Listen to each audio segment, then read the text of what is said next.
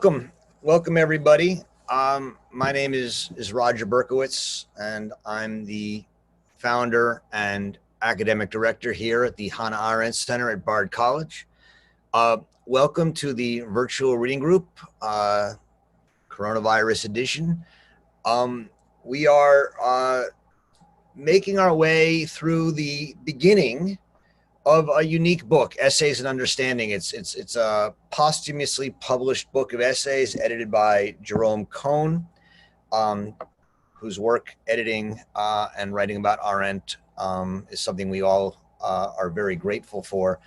The early essays in this book, aside from the interview with Günter Gauss, are from the early 1930s. This is prior to Arendt's being arrested in 1933 and then leaving Germany, fleeing Germany. They're at a time in which she's still a graduate student, writing her habilitation. And the habilitation that she is writing is on Rahel Varnhagen and these Berlin salons that she's going to write about in the second essay that we are reading for today. These three essays, seemingly unconnected, if one in some way. Friedrich von Gentz, a somewhat unknown, forgotten conservative, we'll get back to that, whether he is or isn't a conservative thinker, for an essay for his 100th anniversary of his death in 1932, his death in 1832. A short essay on the Berlin salons, which Arendt was writing about for her habilitation, and which became her book, Rahel Varnhagen, The Life of a Jewess. And then this essay on this short essay, a book review of Alice Rudel-Gerstel's book on the woman's problem of the present, on the emancipation of women. And yet there is an important way in which all three of these essays connect. They're all in some way around the question of privacy and the relation between the private and the public, which is an important part of Arendt's thinking throughout her life. They are all and to some extent about the way in which women and Jews relate in between a private and a public sphere. They're also all about, in an important way, and I think this is, to me, the crux of a lot of what these essays are about. They're really about the attempt to understand what it means to live amidst reality. This is something we've been coming back to a lot in our reading of Arendt, and it's something that I think is deeply connected to our attempts to understand problems of today, and so we'll come back to that.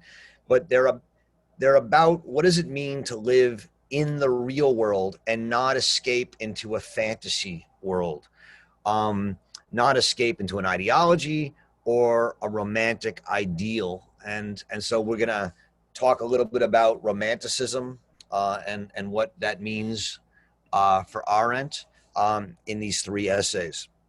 So to begin, I'll just go through them in order. In many ways, the one that I find most compelling from the perspective of Hannah Arendt, and as someone who knows her work, is this strange essay on Friedrich von Gentz on the anniversary of his death. I imagine none of you know who Friedrich von Gentz is. I certainly did not. And yet, for Arendt, he's an important figure. Now, of course, she confronts him and finds and encounters him in her research on Rahel Varnhagen, and he was a member of her Salon, which she'll talk about in the next essay on the Berlin Salons. But what's important here about Gentz is that he was someone who was studying, born in 1764, studied in the 1780s, and thus was grew up as a man of the Enlightenment. I mean, this is what Arendt wants to focus on. He was a man of the Enlightenment. His entire way of thinking was Enlightenment oriented. And so in 1797, still as a man of the Enlightenment, he had originally been a supporter of the French Revolution, but turned against it and became the translator of Edmund Burke, and thus helped introduce a certain kind of English conservatism into Germany.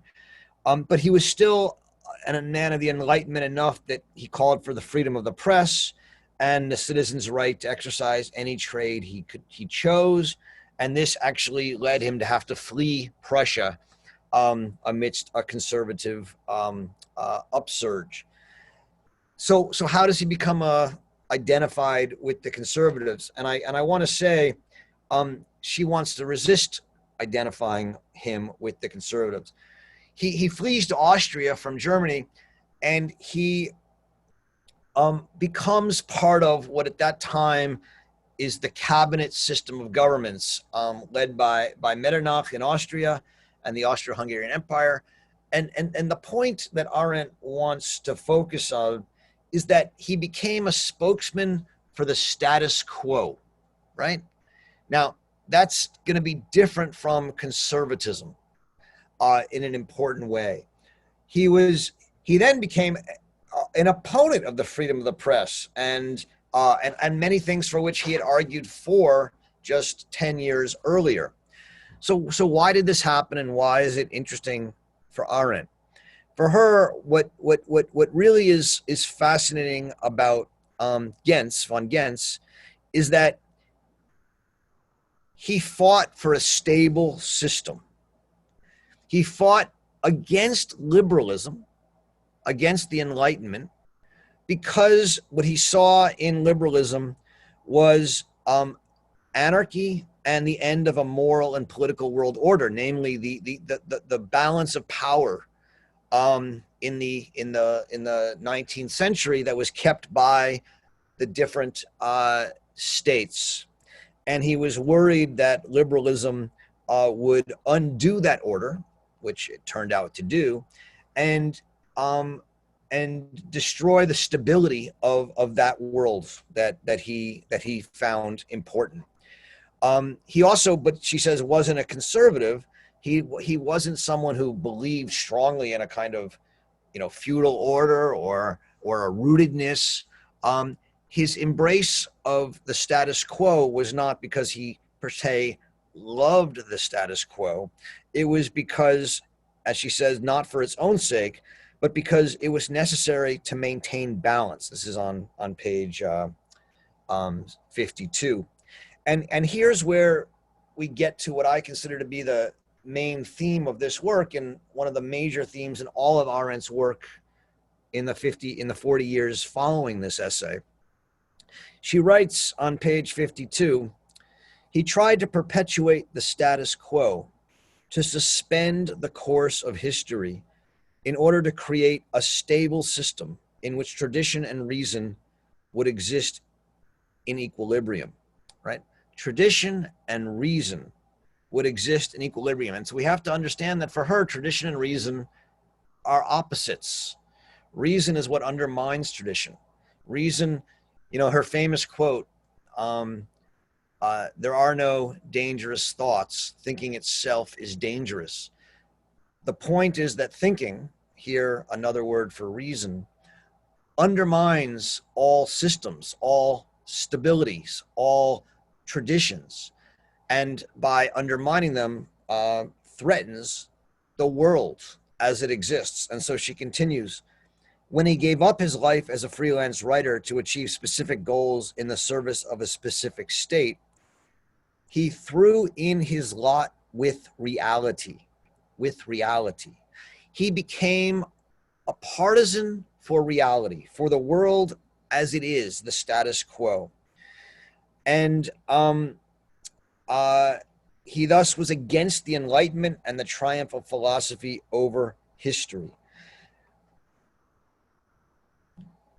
This is a theme in Arendt's work throughout, probably maybe nowhere more than in her essay on education and also her essay on authority, where she talks about the need to defend the world against those who would change it and destroy it, the newcomers. By the way, she also talks about the need to defend the newcomers and those who would change and destroy the world from the world who would destroy the newcomers and those who would change it. And so what does this mean? For Arendt, the word education, she says, has to be both conservative and revolutionary, which is a uniquely, I think, I don't know anyone else who's ever made this argument that she has. It has to be revolutionary because what education does is protect the newcomers, the young, who are going to change the world. And yet education is also conservative because the young, if they just want to change it, if they just are going to tear it apart, it won't survive. The world needs a certain continuity. And another way of saying this, as Karl Polanyi says in his book, The Great Transformation, is you can't change the world too fast. You need a certain stability. And so what she says about Gentz and what she finds fascinating about him is that he knew that liberalism was going to win. He knew that rationalism and the Enlightenment were going to change the world. And he became a defender of the old world, not because he saw the old world as absolutely right. In fact, as she says, he was this weird guy because his virtuosity, she says on 53, was to be a liberal intellectual as he fought against liberalism. So why did he fight against liberalism if he was liberal? And her answer was that he knew that the world needed defenders and there weren't enough defenders of the world. And he took up his role as the defender of the old and the opponent of innovation, as she says on page 54. And that this became his role, his true role, his assigned place as someone who became a participant in the changes of the world, but because he saw that the direction of the world was to make massive changes, he became an advocate of the status quo, not per se to protect and preserve the status quo itself, but to slow it down and prevent the world from being destroyed. And that becomes her argument in a deep sense about who von Gentz is. Insofar as she makes that argument, she's saying that he embraced a kind of role for himself. And so even as he became an advocate of reality, he himself embraced a destiny, embraced a story that was not about who he really was, but what his role would be in the world. And that this is a kind of romantic attitude, an attitude of romanticism that von Gentz embraces. So that's we can come back to this, but to segue into the essay on the Berlin Salon, this is the Salon period, the late 19th century, late 18th century until 1806, and the beginning of a restoration of a conservative patriotism in Germany with the war with Napoleon. There's a lot of reasons Arendt is interested in this Salon society. The primary one is is her interest in a particular figure, Rahel Varnhagen, born Rachel Levy, and how she creates her life. You know, to some degree, we have to understand that this is a very short account of a much longer text on Raphael Varnhagen, which some of you read with us in the reading group about a year ago.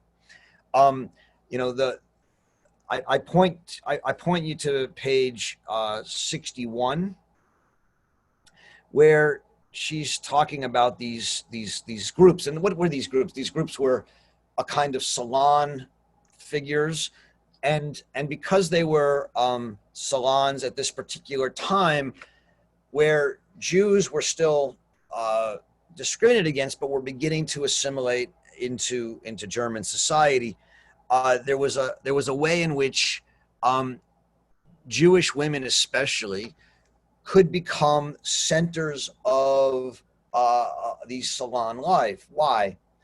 Well, and this is Arendt's argument here, where she talks about destiny. So let me just read a little bit of it. She says, one could be indiscreet because private life lacked the element of intimacy, because private life itself had acquired a public objective quality. What does that mean, that private life lacked intimacy and acquired a kind of objective quality? In Romanticism and in this period, what Arendt is saying is that in your private life, we actually don't pay attention to the characteristics of who you are, right? So the model for this romantic gesture is the book Lucinde by Friedrich Schlegel. Schlegel ends up having an affair with and marrying Dorothea Veit, who is a Jewish woman, I think the daughter of Mendelssohn, and the book is in many ways about their affair, their love affair, and then marriage. And one of the characteristics of Lucinde as a book of romantic poetry and romantic writing is that there's no description of the characters. Like, are they blonde? Are they, you know, what makes them attractive? It's not anything they do. It's not what they look like. They're sort of abstract. So how do they? But it's a novel of passionate love, somewhat scandalous at the time. But what's important about it is that it's all abstract. What you know, the love that they talk about, you know, is one where they talk about music and they have things they care about, but there's nothing about themselves outside of the bond and their ideas. And it's that, and so that's part of what she means when she says one could be indiscreet because private life lacked the element of intimacy. There wasn't, when we met in these salons, they weren't talking about, you know, intimate secrets as in the Henrietta Hertz one, where you had to tell a secret. It was meeting people, whether you were a Jew or a Christian or a nobleman or a bourgeoisie, you were meeting people as simply interesting people, abstract individuals. And so she says, but what is this? What is thus forcibly removed from the sphere of intimacy, namely these kind of life relationships, is not so much the individual person and his individuality, but his life, right? And she quotes Humboldt, who says, "But to me, life itself was the assignment." I mean, Rahel wrote this, not Humboldt. And from this attitude arises the personal historicity that makes one's own life, the data of which can be recorded into a sequence of objective events, whatever those events may be. If we call this objectification of the personal with Rahel destiny, we can see how relatively modern this category is that we take for granted today. Destiny is where one's own life is historicized or as Rahel says, when one knows what kind of destiny one has. And this is what I want to focus on and bring to your attention. What is this idea of destiny? In the book Rahel Varnhagen, Arendt says that what was so extraordinary about Rahel is that she tried to live her life as a work of art, to cultivate her life in such a way that can make of one's life a work of art. And this, she says, was Rahel's great error. An error that she shares with the Romantics and her contemporaries. And it's an error in which what Rahel did is love the story of herself over herself, because Rahel's great shame was to be a Jew and to be somewhat ugly in Arendt's telling, and to be without power and without status. And so what she did was to create a world in these salons in which a story of who she was emerged that was abstracted from, romanticized from, free from the story of, or free from the real. And so, whereas someone like von Gentz is, on the one hand, attached to the real and yet also tells a story about himself playing a role, what Arendt finds illustrative and meaningful about Rahel, at least at this part of her life, is that she escaped from her reality as a Jew into this unreal world, into a destiny. And in a way, what she says is that someone like Rahel, through introspection, embraces a fictional world rather than a real world, and that this is a modern tendency to fictionalize ourselves and protect ourselves with these fictions, and ignore the sort of parts of our real concrete selves that we find troublesome and shameful. What Rahel wanted, Arendt says, more than anything else, was to flee from the world in which she was confronted by her utter ordinariness and powerlessness. She wanted to escape from her Jewishness. And this is very much what Arendt finds amidst these Berlin societies. And then the final essay on the emancipation of women is, in some sense, about the double, the way in which women both have achieved a kind of equality, formal rights, legal rights. This is written in 1932, so you can see how early this was, by the German psychologist and feminist Alice Ruhl-Gerstel. And what Arendt says is, on the one hand, women have acquired these sort of formal legal rights, and yet they're still not valued equally by society. And it's this double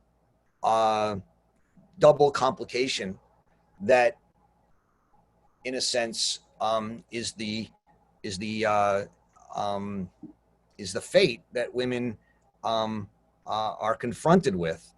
And what she says is the most interesting part of Gerstel's book, Ruhl Gerstel's book, is that confronted with this double paradox, that on the one hand they have a kind of equality, and yet on the other hand still live amidst a kind of inequality, there's a tendency to overcompensate, which he calls the original overcompensation, which is in many ways results in human achievement. And she says that the most original and interesting part of the book is that Gerstel provides models of overcompensation. So the good housewife who, even though she can't, earn a living, becomes like, the great mother, the great housewife, takes care of everything, etc. Then the princess, the one who is doted upon by the husband, or the demonists. And these models, I think, are familiar to us all, both in literature and reality. And Arendt is interested in the way these models work to create a kind of, again, fictional world to which women can escape. And the great, and what she says is the real problem that women have in this situation, this is the bottom of 67 to 68, is when they try and enter politics. Because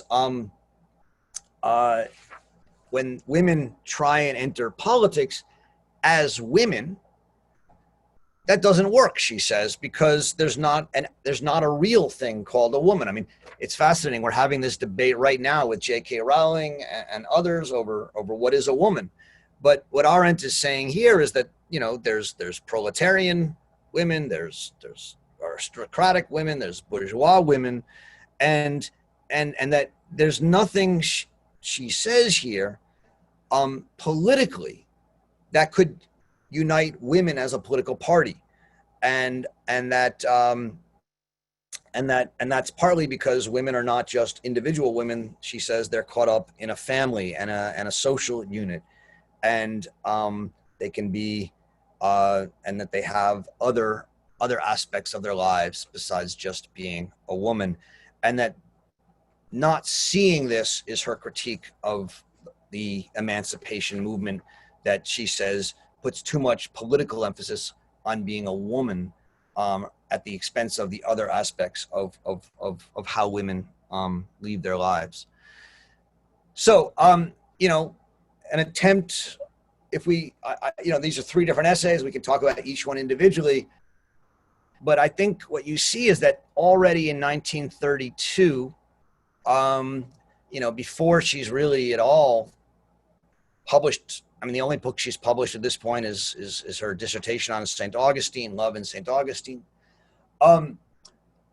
We see a theme emerging in Arendt's work that's going to last her whole life, which is the question of how does one live concretely in reality, and the danger of fleeing reality into constructs.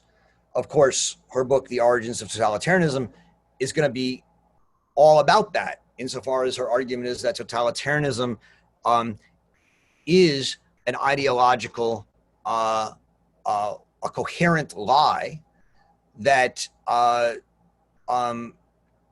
people embrace because they're so dissatisfied and so horrified and injured by reality that they would rather believe a coherent lie that they know to be a lie, but at least gives them a sense of purpose and meaning, than to confront the pain of the real world. And so this is going to be the sort of importance of this idea in Arendt's thought going forward. So I'll stop there, and we can begin to have a conversation. Remember, you can use the hand raise function if you go to the participant at the bottom of the screen, click on participants, and then next to your name, under more, you should be able to choose raise your hand, and I'll be able to call on people in that way to speak. I'll begin though with Susan Oberman. Susan, you asked a question actually, which I think I talked about. You said, what does Arendt mean that one could be indiscreet because private life lacked the element of intimacy? I tried to talk about that in my opening. You want to add anything? You want to follow up? Yeah, I think you answered it. It's still a little hard to grasp, this idea that they were congregating and getting to know each other and only dealing with what it sounds like are these, ideas. What were they talking about? What was going on? That there was no intimacy. That's really hard for me to wrap my head around, I guess. So, you know, I think you were with us when we read the Rahel Varnhagen book, if I remember. And, you know, a lot of what they talk about, they don't talk about politics, right? They don't talk about the world, but they also don't talk about um, what Arendt would say is they don't talk about their real lives. Like, for example, Rahel's not going to talk about the problems of being a Jew. So what do they talk about? They talk about what makes them interesting, what makes them unique. And so if you read in this Berlin Salon essay, you know, she'll quote a couple people about, they talk about what she calls on pages 59 to 60, a cultivated personality. Everyone cultivates a persona. What is a persona? It's a mask from the Greek. Everyone cultivates a kind of mask, and they present that mask, and they come forward. And what makes you a successful member of the salon is that you have a persona. Um, Somebody's making. I'm gonna have to mute everybody again. Um, uh, and so that's the idea of what is going on here, and that's what they talk about. It's like bringing people together and finding what is unique about each person that they present, and playing a character, playing a role. I think that's what's going on. A little So bit like Facebook. okay, that's a great idea. Yeah, I mean, in a way, it's like Facebook. I mean, to the extent that everybody cultivates a personality, and in doing so, is able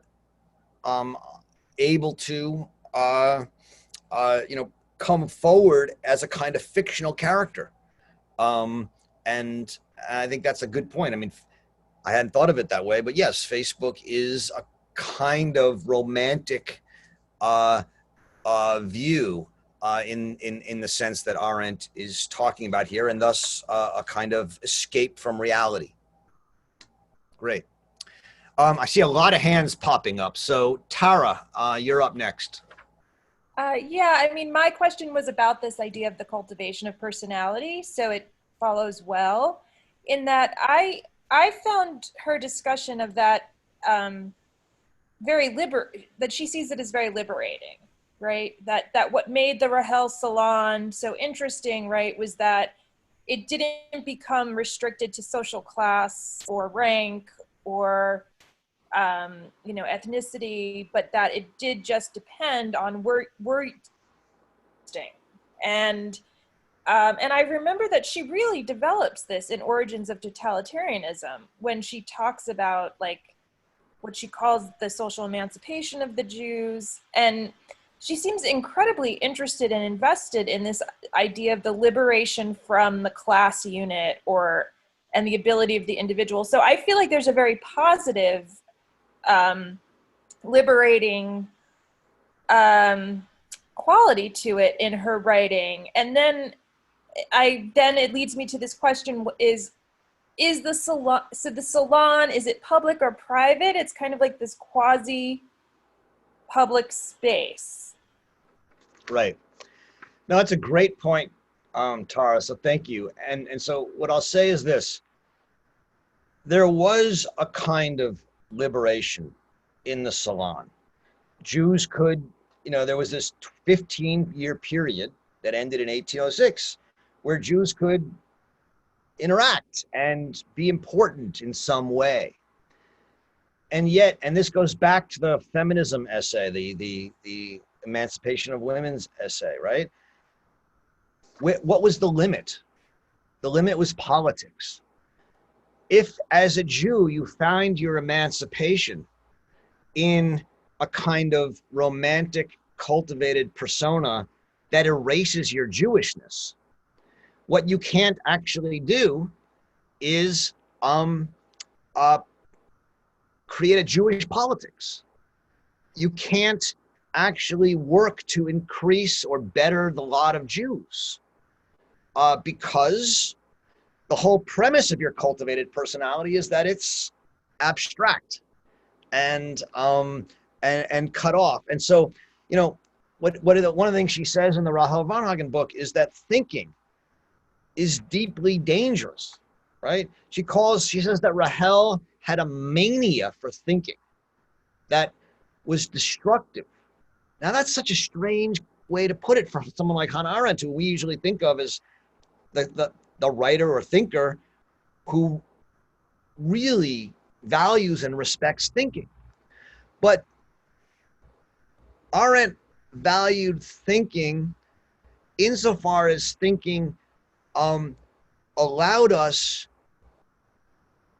to say something, to think in solitude, and then enter the world in a way that was meaningful. And the problem of the kind of thinking that she sees in romanticism is that there's no entry into the world in a way that makes the world change. In a sense, you conform to the world. You conform to the prejudices of the world, and you eliminate that part of yourself that will cause friction with the world. And so thinking should allow us to better understand reality and maybe think how to push reality forward, change it, revolutionize it, whatever. But thinking is dangerous when it's an escape from reality, when it's a mere attempt to evade reality. And that's what she sees in Rahel Varnhagen. Now, after these 15 years in 1806, things change. And by the end of her life, you know, the famous end of the book, Rahel Varnhagen, where Varnhagen says, the one thing that I've spent my whole life trying to deny and avoid is actually what is most valuable to me, that I was born a Jew. That's a return to reality. And that's what Arendt finds so fascinating about Rahel, is that she comes to see that. But yeah, you want to, I mean, so it's not that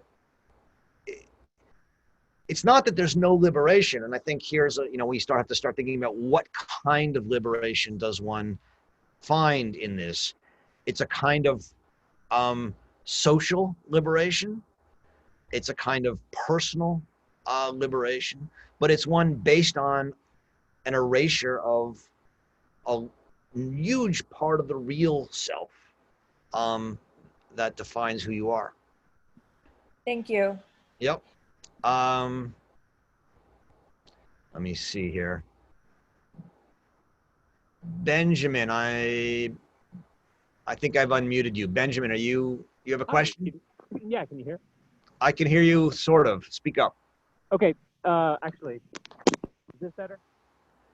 I'm not sure. Go ahead, and I'll try and hear you. Okay, as long as you can hear me. Sorry, I don't know why the mic is.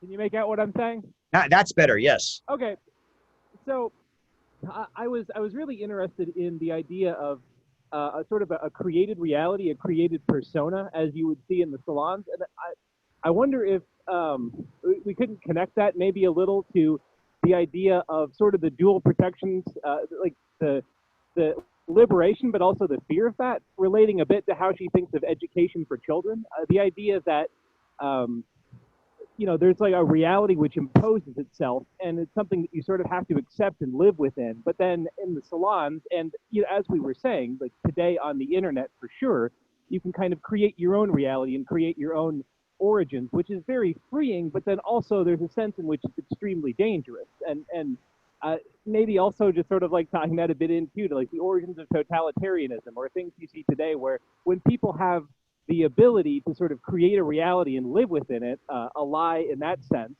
that, you know, there's like limits on normal behavior are sort of removed. So earlier when she was saying, you know, tradition is stifling, but then can also be protective, things can't change too quickly, as in, I don't know, I was just thinking about sort of the political milieu today, where a lot of it seems to be based on wanting to have a particular identity for yourself, for your leader, and you know, maybe this is taken over, maybe this is too modernist of a mindset of me or something, but it seems like sort of a wanting to impose your salon, I guess, like your persona on the world rather than reacting to it is a danger. I wonder if she saw that or saw that in Nazi Germany, or if this is sort of a spurious connection. No, I think she definitely saw it. I mean, I think you know. So she's writing this in 1932. I don't think it's an accident. Uh, and you know, what is she witnessing in 1932 in Germany? She's witnessing the dissolution of an entire tradition and system. First, the 100 years of peace, the golden era from 1815 to 1914, and this era falls apart with World War I, and then obviously the incredible depression and inflation and the loss of the gold standard in the 20s, and the rise of Hitler. What she's seeing is the loss of the very balance of power and the world order that von Gentz gave his life to fight for. And in the midst of that, what we witness is an incredible loss of authority, and thus the possibility of the fabrication or creation of new worlds. And the two most successful of those, of course, were Hitler and Nazism in Germany, and Bolshevism under Stalin in Russia. And so she sees the danger of the crumbling of authority. And so, in her essays, What is Authority, as well as The Crisis in Education, just to name two, there's going to be many more, and the book on revolution, as well as Origins of Totalitarianism. The question of how we address the loss of authority is central for work. And insofar as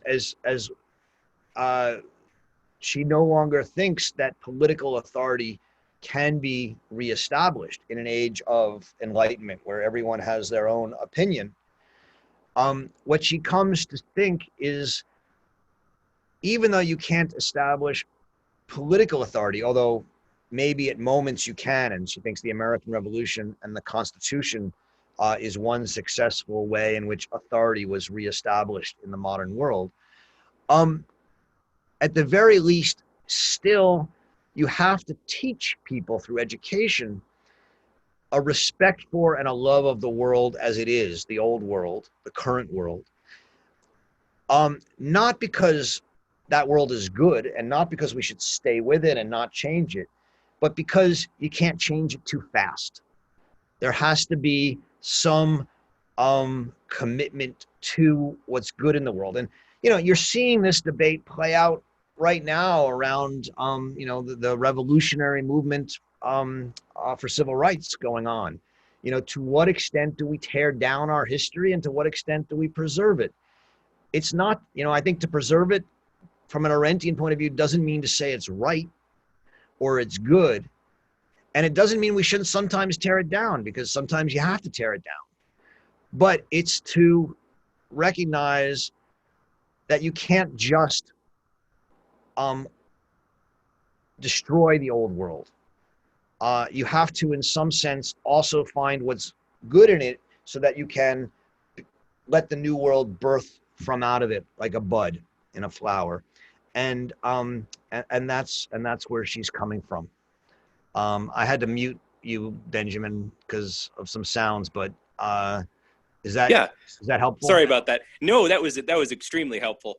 Very interesting. I guess it just speaks to where we are now. Like, listening to that description the first time, I found myself thinking like, well, you know, of course that's how it was in a salon. Isn't everyone's reality kind of constructed? But I mean, I guess that's the modern world for you. Like, that's more, I guess, how we think today. But no, that makes perfect sense, and it's very interesting. Thank you. Good. Great. Jack, you're up next. Am I unmuted? No, you're unmuted. Yes. So when I think about these salons, I imagine a cocktail party. But So, there was no alcohol. Remember, they were. I understand that. I understand. Between the tea parties of the Salon and the beer parties of the later Deutsche Tafeltisch, where, you know, it was more patriotic and they drank beer. But go ahead. When I say I imagine a cocktail party, I think of that as the contemporary, modern, not even a contemporary anymore, but the modern equivalent. I think Susan's got it right that the Facebook is the contemporary version, but it's a cocktail party is a place where people pose, where they interact with each other in a social manner, right? But not too intimately, unless they get very drunk, and they're free to express their ideas. And of course, we think, I mean, a cocktail party today is not a closed circle, but not too long ago it was. I think about the famous Washington parties, where I can't remember the name of the hostess with the mostest, but if you were on the right list, then you got invited to a party where you could express your ideas and so on and so forth in a non-intimate way and actually go out on a limb. But it was really just a way for the powerful to touch elbows without discussing their politics. And that's, I think, that's the model. And I think that's when I think of the Salon, I think of it as just a way of exercise, these for the elite actually, to exercise themselves socially without getting too personal. Actually, probably they did get personal too, but we don't hear about that from Hannah Arendt or Rahel. But obviously there were liaisons that developed anyway, but not openly. And the reason I'm going to such lengths about this is because I think of this as a characteristic of the elite in all times. That is, the need to have some kind of social outlet in which their power is not on display, but rather their cleverness, their sweetness, their handsomeness, or whatever it is, right? Where they can put themselves on display to each other without exposing themselves politically. Yeah, thanks, Jack. I mean, it's an interesting point. I mean, you know, I just thinking in the text that we read, she makes a distinction between three different kinds of these groups. One is the original Tugendbund, the League of Virtue with Henrietta Herz. You know, and in that one, you know, they actually would read each other letters that they wrote or got from other people to provide secrets to show that they were, you know, intimately trusting each other. And then there's the German Table Society, the Christian German Table Society, where Jews, Frenchmen, and Philistines are not allowed, where they would have beer and sort of sing songs or talk about politics. And then there's the Berlin salons, you know, and you know, so these could all be three kinds of your general idea of an elite gathering together. I'd say this, there's a couple differences. One is in the salons with Rahel, you included people like Rahel who were certainly not the elite. And, you know, the question, you know, Rahel is not a powerful, not an important, not a rich Jewish woman of no social standing. And yet she could become the center of a circle. Could that have happened in Washington, you know, in the cocktail parties you're talking about? I think unlikely, right? Maybe, I don't know. But there's a particular moment that Arendt finds in this, in which we could exist, people could exist outside of their social standing. And that was what was particularly interesting to Arendt here. On that score, just before I hang up, I just want to say that I view her interest in Rahel and her salons as an expression of the challenge that she is experiencing for her own Jewishness. And during the period during which she worked on the book, and then in these essays, that challenge is getting increasingly serious.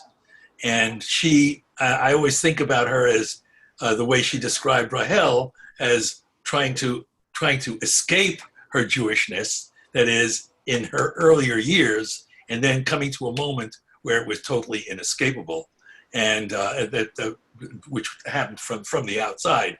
But this is a development over the late 20s and early 30s, as she herself is entering into her 20s and experiencing it in the society that she lives in. Great, thank you.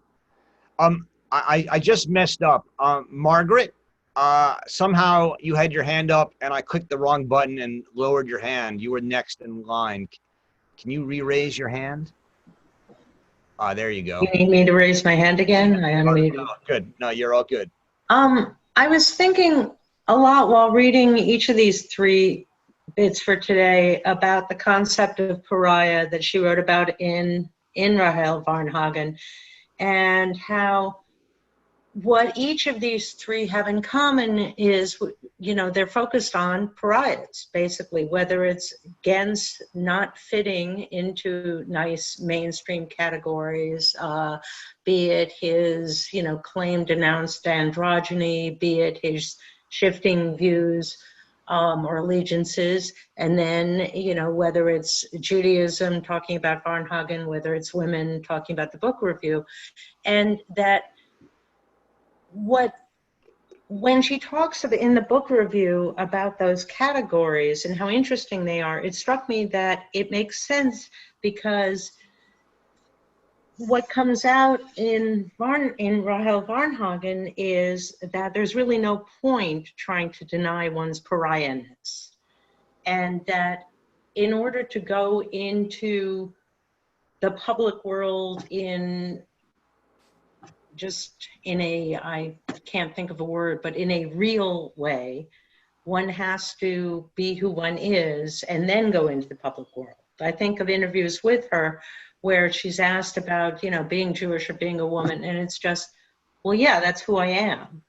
And so if one starts out with I'm going to paint myself as the Countess such and such, or as this or as that, then there is no ability to get to clarity.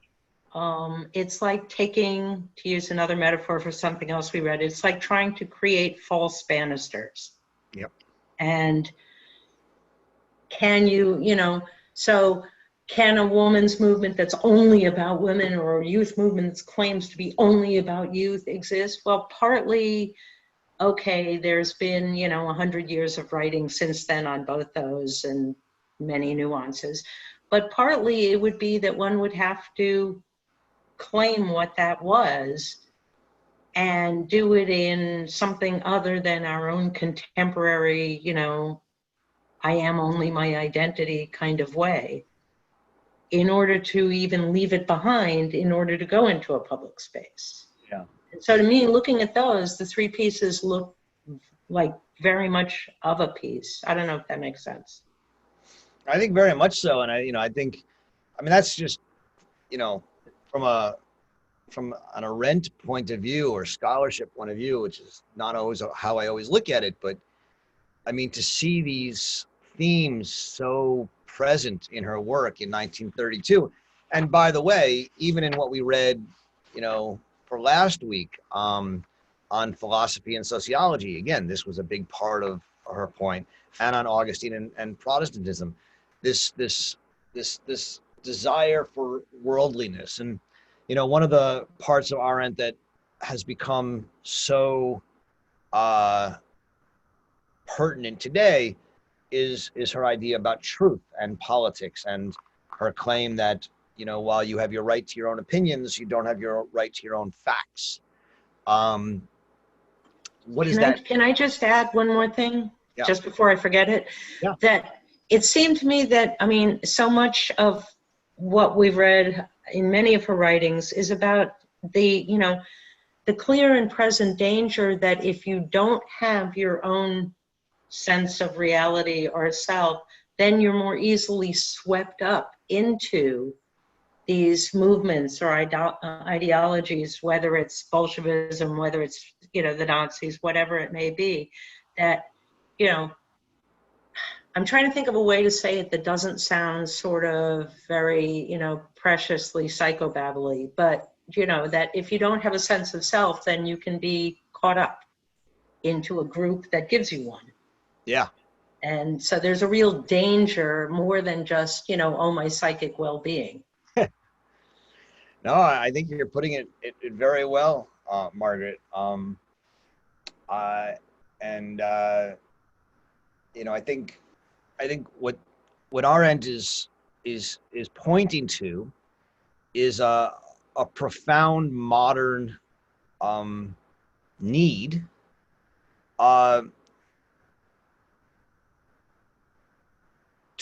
towards introspection.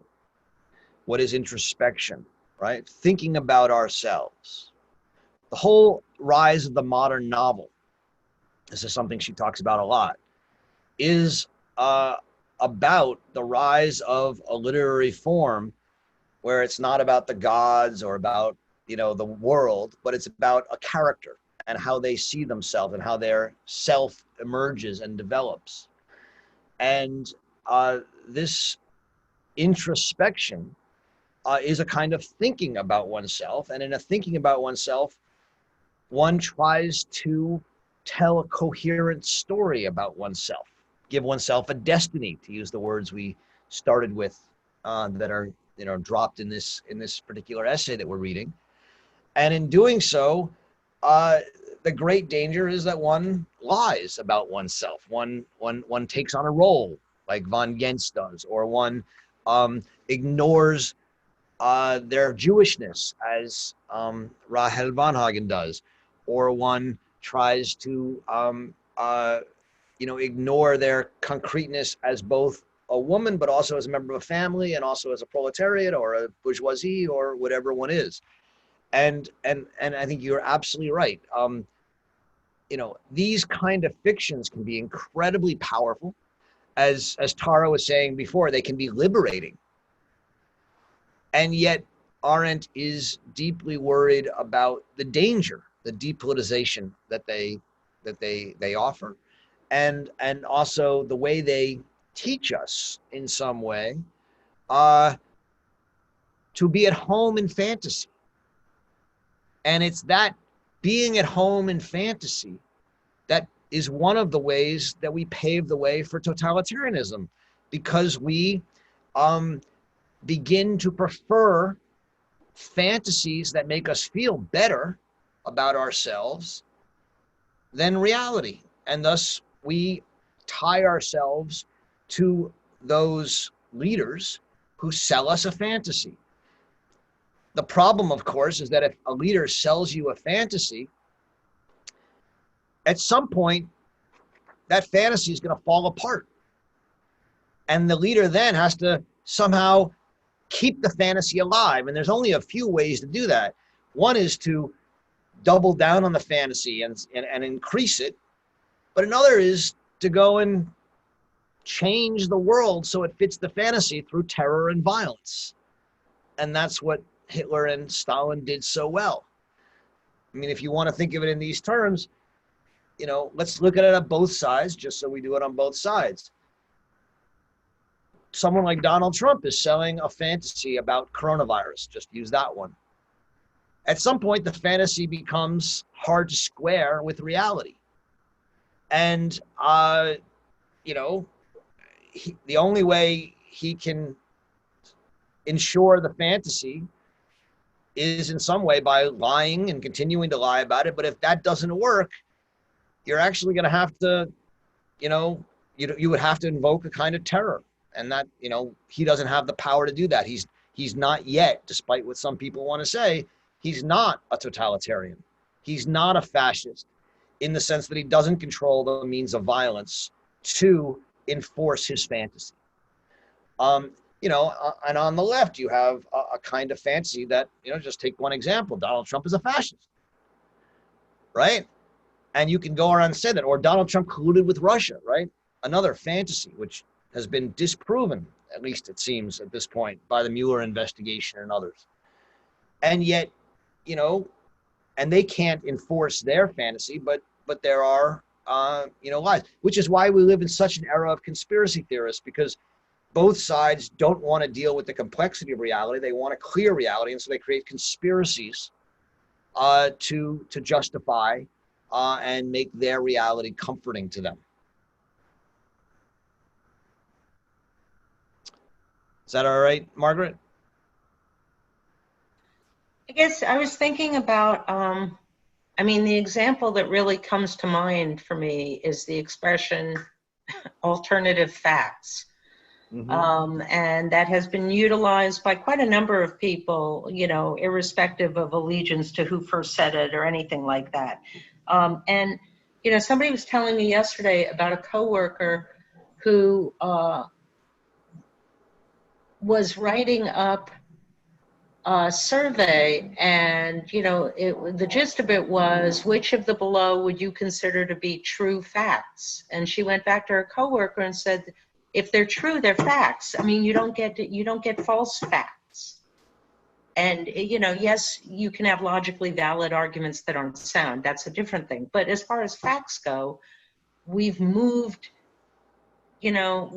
away a certain amount of the ground under our feet to be able to allow for the idea that a fact doesn't actually have to be a fact.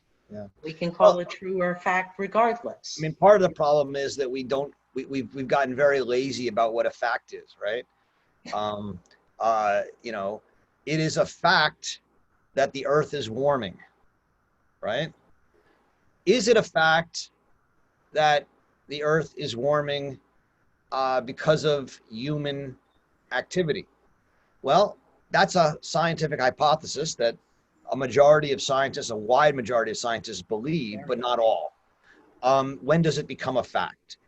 And so what I'd say about that is, facts are of different kinds. There are facts like the temperature is rising, and there are facts like it's rising because of this and it will have these consequences, which are really opinions. But at some point, usually opinions become generally held or not. If they do become generally held, they become part of the factual world and we take them as facts. The problem is that at times there's a wide agreement on facts that are not just the temperature, but things like why. And at times you have wide disagreement on that. And so, we're obviously living through a time in which there's wide disagreement. We can all agree on, the fact that coronavirus cases are increasing, right? Why is a different story. And I might say it's a fact that the president is telling people not to wear masks and they're not wearing masks. But someone else may say, there's not yet proof that that's the reason. And you know what? They're probably right. There's not yet proof.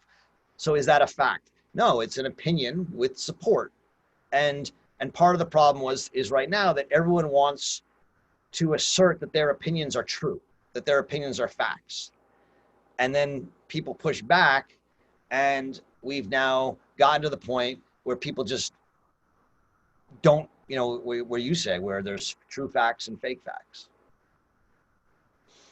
I'm going to go on to Jennifer. Go ahead, Jennifer. Hi. Emancipation of Women. Yeah. Loved it. And I thought it was really very feminist. I know that she's not into that, but I've been thinking a lot about her in this topic. And the thing that got me about this that I totally agreed with. So on page 67 at the end, women in this situation have not gone forward on political fronts, which are still masculine fronts. Okay, I experienced that to this day, and the fact that she wrote this in 1933 absolutely amazes me. And she goes on to say that the book she is reviewing, that the woman, or the woman and the man who wrote the book, I believe, say that women should associate themselves with the mass of the working classes. And Arendt says, well, this isn't going to work. And I totally agree, because the movement for the working classes was male identified. And if you're going to talk about the reason why women get paid less for something, that has to do beyond, for women, it goes beyond being a working class member of society. It's this other category of being female. And the fact that women tried to do a political party, a women's party, that failed makes sense to me too, because one of the reasons that the women's movement in this country has not gotten the traction it should have gotten is because men really didn't get involved. They let women kind of do it, which says that they felt that the society as it is, which is status quo, is fine. And you can come up along here as a subset and demand your equal pay, but we're not going to really give you a place up here in this upper stratosphere because you're still female. And I see that in this essay, that her perception of that. And I believe this was written in 1933 from what I saw in the introduction. Yeah. Was it? It was. It may have been. It was. Yes. It was. It was in. It was in the Gesellschaft in 1933. It's incredible writing. Yeah. And by the way, I haven't read it, but I've read a little bit about Alice Ruhl Gerstel's work, and it's quite interesting. So it's I highly recommend. If you're interested in these questions, it might be interesting to go back to the Alice Ruhl Gerstel work. I mean, I have a question for you, and I guess anyone else who wants to take it up, which is, you know, I mean, Arendt makes this point that you're talking about, that that one of the reasons that women can't go into politics is it's still a masculine, as she says, front. But she says, and furthermore, whenever the women's movement crosses the political front, it does so only as a unified, undifferentiated whole, which never succeeds in articulating concrete goals. And this leads to this point that she's trying to make, is that I take this to be the point that there's no such thing as a woman politically. There are rich women, poor women, there are white women, black women, Latino women, you know, there are all sorts of different kinds of women, and that there's not going to be a woman's politics. You know, right now, of course, we're having a question of what is a woman, whether, you know, because of the trans woman idea, that, and this has become a huge debate amongst J.K. Rowling and other people. But I'm wondering if, what does that, I mean, does that claim stand up 70 years later, 70, 80 years later? Well, I think we run into those problems, most definitely, because we cross every single barrier. However, one thing that we haven't really touched on is issues when we look at other countries besides the United States, countries that have made a commitment to women's gender equality in politics. They're tackling these issues they're far ahead than we are. So there is something that when women are around a conference room table, you know, corporate America has embraced this more than political America. We're still up against huge barriers in America, but not in a lot of these other countries that we all tend to kind of look over the fence and say, oh, they're doing so much better than we are. And a lot of them have embraced the concept of gender equality, that it isn't very concrete. It's hard to put it on a spreadsheet because, well, there's this other concept of people as economic units in our country, because we're so hyper corporatized here that if you're not making money and if you're not associated with money, then, well, then how can we analyze you? So when you talk about human rights, it's more amorphous.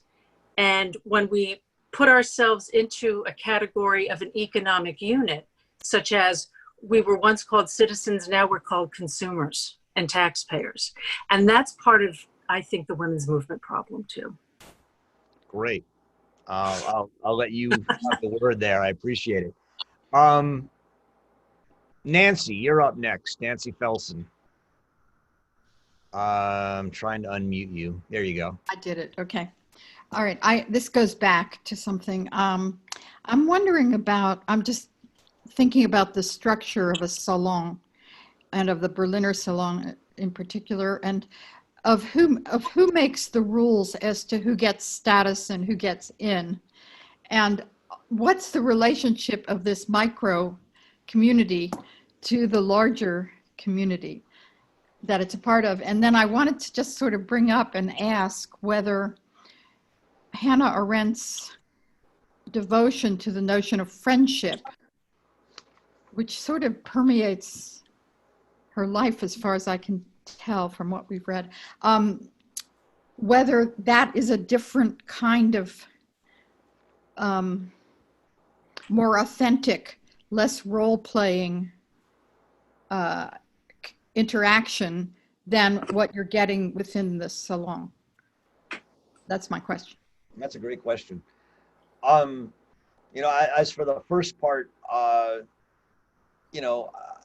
think the distinction of the Berliner Salon from like 1790 or so till 1806 is that it becomes open to everyone insofar as their role, they take on a role.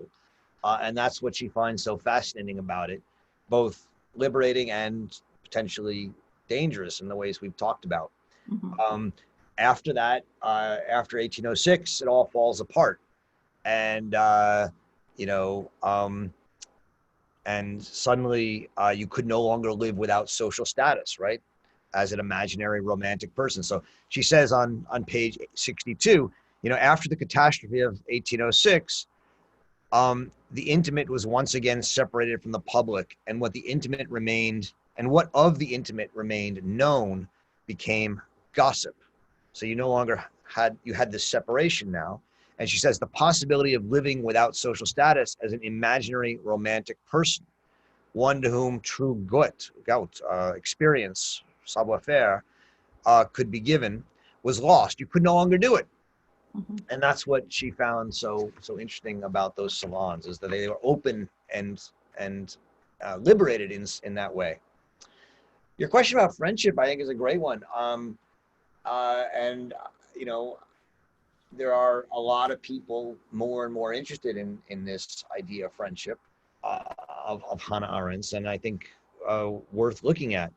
But if you look at, we're going to read as soon as we can, and once the new edition is published, we're going to read her book of letters with Karl Jaspers, which is her closest sort of friend. And one of the things you'll see in this is that and this is true, I think, with her letters with most of her close friends, she weaves seamlessly between the very personal, mm-hmm. the very political, the very intellectual, mm-hmm. the mundane. And so, while I had never thought about it precisely in this way, I think your question really is right on, at least as I take it, which is that unlike the salon, where you're dealing with an identity, with a romantic role, with a fiction, mm-hmm. For her, with a friend, everything's open, mm-hmm. right? It's all there. Your insecurities, your doubts, your prejudices. It's interesting. One of the things that's happened in the last 10 years, as more of her letters have come out, is people have found out that she's a prejudiced person. Mm-hmm. She has prejudices against all sorts of different people. Not some people, many of them are certain individuals. But she had strong, arrogant views. Mm-hmm. And from her point of view, that's real. She has a couple essays on prejudice where she says prejudice is part of being human, and to try and mean, this is part of what I think she's so valuable for our current discussion about what it means to be an anti-racist. Very important discussion. But one of the things that she will say is that you should be an anti-racist, but anti-racism cannot be the same thing as getting rid of prejudice. Mm-hmm. Because prejudice is what it means to be human. We all have prejudices. Mm-hmm. And so I think a friend with her friends, you see that, and you see the full scope of her interests. Can I add something? Yeah. I've been impressed all along with her generosity to people who have different views, to friends who have different views from herself. And that quality of being in dialogue seems to be more pertinent to friendships, her notion of friendships, her practice of friendship, than it does within the salon. But yeah. I also, yeah. Because in the salon, you ignore that. You Yeah. find the thing that interests you about the person. Right. But I also wanted to say that in the Berliner Salon, that there's a sense of play. It's almost as if those who are there are in an as-if world, and they're practicing a kind of liberating because they can experiment and explore with roles and with ideas. And, and then I'm not so certain I understand who does the educating between what this person or that person says, or who's acceptable, or how the whole social status thing works within a salon. It seems as if when Rachel is the host, it seems as if there's a certain space that's designated. If it's your home and you're the hostess of it, or somehow that would be, that indirectly you would have the power to define it, it is. That's right. I'm just trying to understand that. Thank you. I just want to point out a comment from Johanna that relates to something we've been talking about, where she talks about in Simone de Beauvoir's book, The Second Sex, the question of what is a woman is a central idea. And she says, one is not born a woman, one becomes a woman. It seems it can both oppress a person who identifies as a woman, but can also give a person agency in becoming whatever it means to be a woman. I think it's an important point based on some things we've been discussing. Amare, you're next. I've unmuted you. You ready to go? Well, thank you. I just have a question regarding the how the thought of Arendt develops further regarding the salons, because I see that while she was writing this little essay, it seems like these groups like to share all these private things in public. So in what terms can we just see a demise of this border or frontier between what is public and what is intimate? And second, in the last essay of the Emancipation of Women, how can we, I think it's very interesting, especially in the Latin America feminism, in which there is a struggle to try to bring on the table the fact that domestic labor is also some kind of employment that sometimes goes without any payment, as a way to recognize the value of it. And that without that recognition, it becomes another way of subordination of women. So I would like to think how this also plays a role in the Hannah Arendt's thought that sometimes the private also becomes public, especially within the family, that it used to be thought that what happens in the family stays in the family. Yeah. Right? Okay. Thank you. Well, Mari, just let me ask you. So, on page 61, after the discussion of destiny, which we talked a fair bit about, she says, in this concern for personal life, the bearer of that life is forgotten. Hence the fact of a lack of discrimination, right? And that's what I've been trying to point out, that there's a loss of the concreteness of the bearer of the life. And so it's a kind of concern for the personal that ignores the qualities of the person. So can you, based on that, reframe your question? Because I wasn't sure I completely understood it all. What I think is that since they are expressing all these ideas about personal life, especially reading letters are supposed to be private and sharing this secret some way or another to destroy this notion of being discreet, right? So, But that was in the earlier. That was in like the earlier the Tugendbund, with the League of Virtue by Henrietta Hertz. That wasn't in the Rahel Varnhagen Salon, just to be clear. oh, okay, no, perfect. Just in that part where in which in these groups that were discussing all these intimate issues. So why? I mean, why was what role that plays in Hannah Arendt's thought? I mean, why that was important for her to highlight that part in that essay, and why we need to. I mean, I understand that these circles trying to share some kind of common bounds or so commonality. So, like what Benjamin was saying, I think if I did not misunderstood him correctly, is that they are like living in their own echo chamber, their bubbles, so in which they can be sharing all these things without any trouble at all. And so that thing just also caught my attention, why these little groups in the salons that were allowed to share all these discrete and intimate things of their own lives. Right. So I think, Arendt, is a fairly private person. She doesn't, I don't think she was, she was not someone who generally wanted her private, intimate details or life out there. And I think even if you read her letters, you're not going to find an enormously intimate portrayal of who she is. I mean, there are things that will matter, that she's a Jew, that she's a woman, that she's, of a certain class, etc. But you're not going to get gossip. And what she didn't like about the Tugendbund, the League of Virtue, was that it sort of found itself, it elevated a kind of virtue in knowing each other's secrets and holding them, which Schlegel called a silly intoxication, as if from some barbaric punch.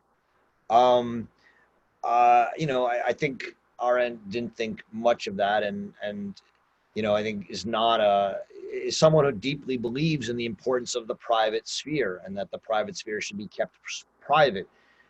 For some of the reasons we've talked about. She thinks that in order to think and develop and become a unique person, you need the ability to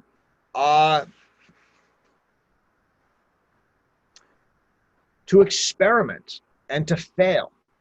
I mean, one of the really dangerous things going on in the world today, not as dangerous as the rise of state-sponsored illiberalism, right, which can kill and punish people who, it disagrees with, but is a kind of intolerance in the social sphere, where anyone who tries out an idea, or anyone who once 20 years ago said an idea, can suddenly be,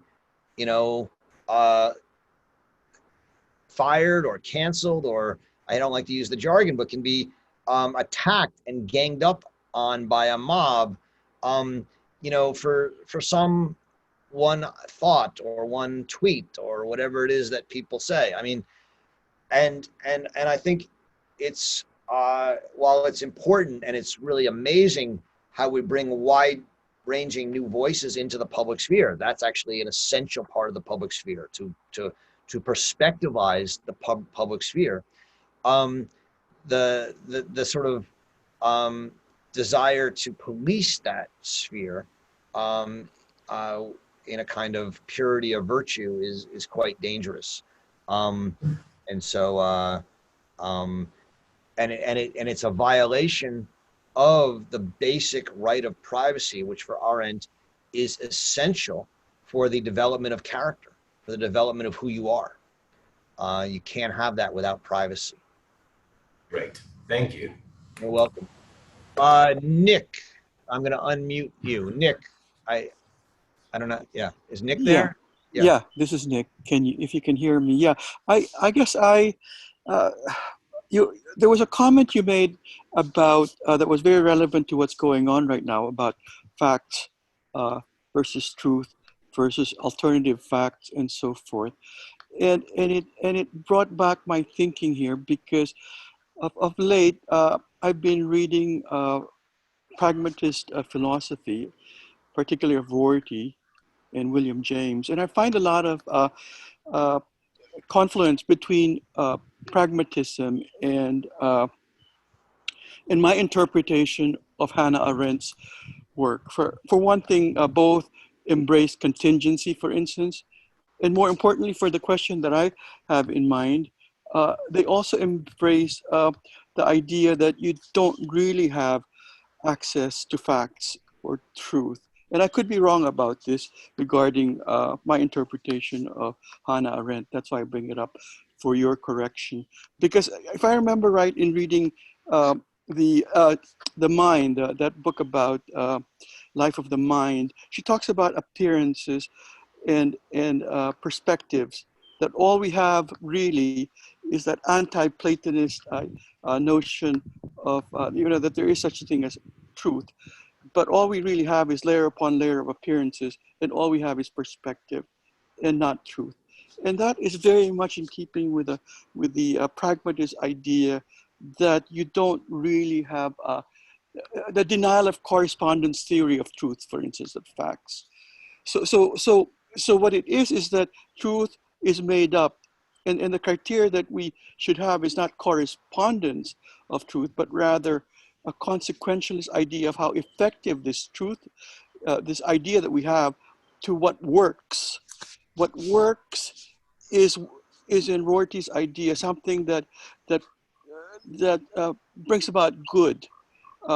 For instance, this is why William James accepted religious belief as very, very advantageous to people, even if they are living under some delusion, but it brings up some good, some personal good, if you will. Yeah. So that the only criteria is that it doesn't do any harm. So I'm thinking that Arendt may be persuaded to think in those terms as well. So today, it's very hard to reconcile that because of Donald Trump, who twists everything. Nick, we're just getting close to the end, so I'm going to try and answer your question now, which is, that Arendt distinguishes between different kinds of truth. So there's kind of logical truth, there's philosophical truth, there's theological truths, and then there's factual truths. Factual truths are contingent for her, but not all truth is. So that's going to be one difference between her and the pragmatists. She didn't think so much personally of the pragmatists and of Dewey. We can get into that at some other time. But in her work on truth, especially in the essay Truth in Politics, she really does make that distinction. So the idea of contingency, which you brought up, attains to factual truth, but not to other kinds of truth, not to rational truth or philosophical truth. So just one way to make that distinction. But I think to some degree you bring up a good point, which is that if you're interested in politics or factual truth, there's at least a certain metaphysical kinship between Arendt and the pragmatists, insofar as they see truth, factual truth and political truth, as contingent and endangered, frail, because it can be erased and it can be changed by concerted political action, and that's part of the argument she's making. Is that helpful? Yes, very helpful. It'll have to do for now, and I will read up on the other articles you mentioned too. Thank you very much, Roger. I see Susan has got her hand up, and then Jason and Anita. Susan, I'm gonna let Jason and Anita go because we're short of time and they haven't spoken yet. If that's okay, you can always write me.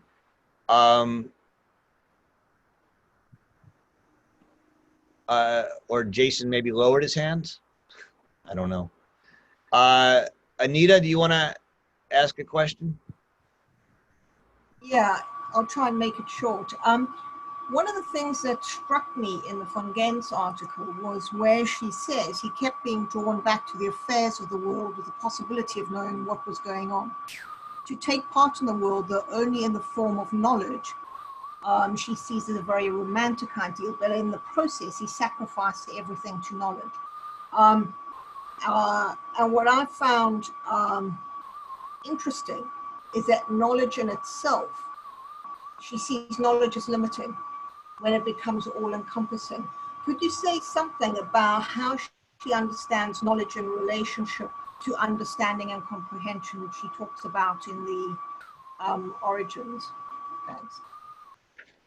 Wow, that's a big question. I will try. I mean, you know, what she develops this idea that, as I said before, he embraces reality, but at the same time, he doesn't really identify himself with a particular reality. He embraces a role, namely as the defender of the old and an antagonist of innovation, and thus there becomes a kind of romantic fantasy in his embrace of reality, and that he enjoys it. There's a kind of, she talks about how his greatest virtuosity was enjoying his own self, and this self is a role, is a fantasy that he imagines, and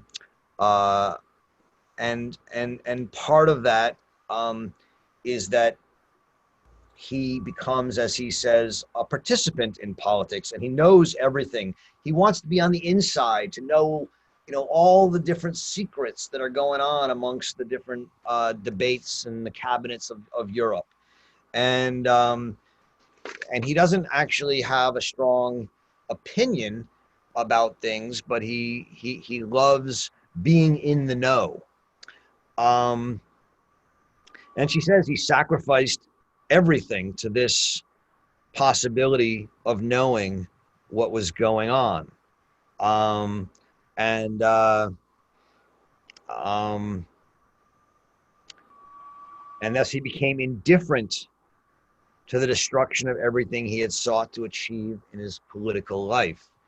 Namely, you know, he didn't care about winning. He really just cared about playing his role, and his world he knew was going to lose, and he just kept playing his role. And so it's a particular kind of knowing that she's talking about here. I don't think it's knowing in the sense of understanding at all, or comprehending, which is sort of facing up to reality. It's a knowing very much not facing up to the complexities of reality. It's a knowing that limits oneself to one's role and thus one's fantasy of oneself in this way. It's a strange, you know, I mean, I don't know enough about von Gentz at all to comment on this, but I think that's what she's saying here. If that helps at all. I don't know if it does. We'll talk a lot more about knowledge and understanding later when we read the essay Understanding in Politics, one of the great essays she ever wrote, which is all about the relation between knowledge and understanding. And so we'll talk much more about it then. Okay. Susan, you'll get the last word if you want to jump in. I was dealing with the statement way back about the women's movement and men not participating, and I always feel the need to bring up that making men the enemy was one of the biggest mistakes of the women's movement. We've been having that discussion on the chat. So that was all I really wanted to contribute. Great, thank you. I mean, and I think, you know, I'm certainly not the only person to point out that right now in the Black Lives Matter movement, one of the distinctions of it is the participant of non-blacks in the movement at a much higher rate than ever before, which has obviously been a major reason for its success. Yep. So that's important.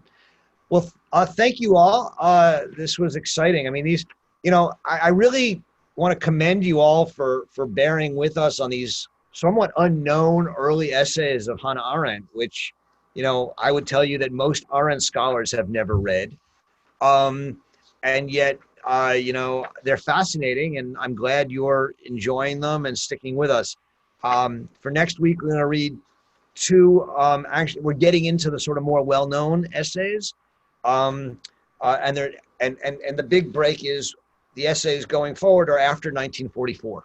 So there's a 12-year difference, right? She's been arrested. She's gone through escaping Germany. She's lived in France. She's made it to America. And we're really in these next two essays are the first two essays we're going to be reading of a much more mature Arendt in her thinking and writing. So I think you'll notice the difference, and I'm excited for it. So we're going to read the essay on Kafka, which is a very well-known and important essay of hers, and the essay on foreign affairs in the foreign language press about foreign language press and World War II. So I look forward to reading those with you. We'll meet next Friday. Enjoy reading Hannah Arendt, and thank you all very much.